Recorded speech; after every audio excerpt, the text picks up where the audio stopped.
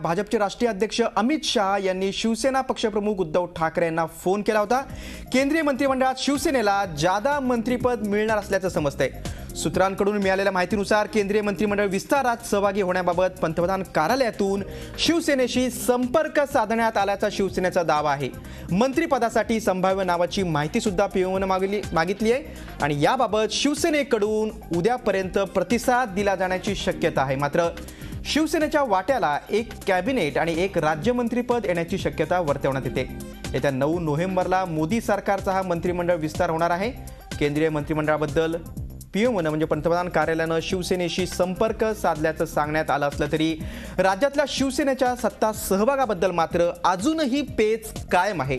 शिवसेना पक्षप्रमुख उद्धव ठाकरे नेमकी काय भूमिका घेतात याकडे सर्वांचं लक्ष लागलंय। पंतप्रधान कार्यालयाकडून शिवसेनेशी संपर्क साधण्यात आलेले केंद्रीय मंत्रिमंडळाच्या विस्तारात शिवसेनेला जादा मंत्रिपद मिळण्याची शक्यता आहे आणि याच महत्त्वाच्या बातमी संदर्भात आपण अधिक तपशील जाणून घेऊया। आमचे प्रतिनिधी दिनेश दुखंडे आपल्यासोबत आहेत। दिनेश, नक्की शिवसेनेशी संपर्क साधण्यात आलेल्या पंतप्रधान कार्यालयाकडून आणि शिवसेनेला जादा मंत्रिपद मिळणार अशी शक्यता वर्तवण्यात येते। शिवसेनेची भूमिका काय? शिवसेनेचा उद्यापर्यंत प्रतिसाद मिळू शकतो का? अपेक्षित आहे की शिवसेनेचा उद्यापर्यंत प्रतिसाद मिळू शकतो। हे पहा, याआधीही पंतप्रधान कार्यालयाकडून शिवसेनेशी संपर्क साधण्यात आला होता आणि मंत्रिमंडळातल्या सहभागाविषयी शिवसेनेकडे विचारणा करण्यात आली होती। संभाव्य उमेदवारांची नावं शिवसेनेकडून मागवण्यात आली होती।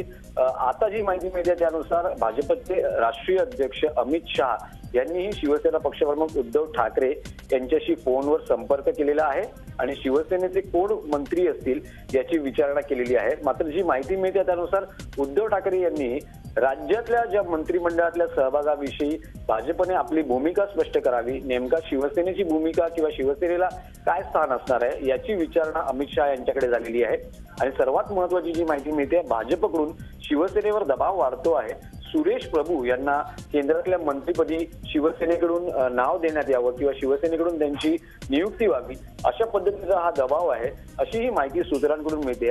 आणि केंद्रातल्या मंत्रिमंडळात सहभागी होण्याआधी शिवसेनेला राज्यातल्या मंत्रिमंडळातल्या सहभागाबद्दल भाजपची नेमकी भूमिका काय आहे हे जाणून घ्यायचं आहे। एकंदरीत पेच कायम आहे, मात्र काहीतरी तोडगा निघू शकतो अशी सध्या माहिती। नक्कीच दिनेश, काय याच्यात तोडगा निघतो आणि राज्यातल्या मंत्रिमंडळात शिवसेनेचा सहभाग असणार की नाही आणि केंद्राकडून शिवसेनेला जादा मंत्रिपद किती मिळत आहेत आणि शिवसेना उद्या याला काय प्रतिसाद देते, उद्धव ठाकरेंची काय भूमिका असणार आहे याकडे संपूर्ण राजकीय वर्तुळाचं लक्ष लागलंय। तू दिलेल्या सविस्तर माहितीबद्दल धन्यवाद।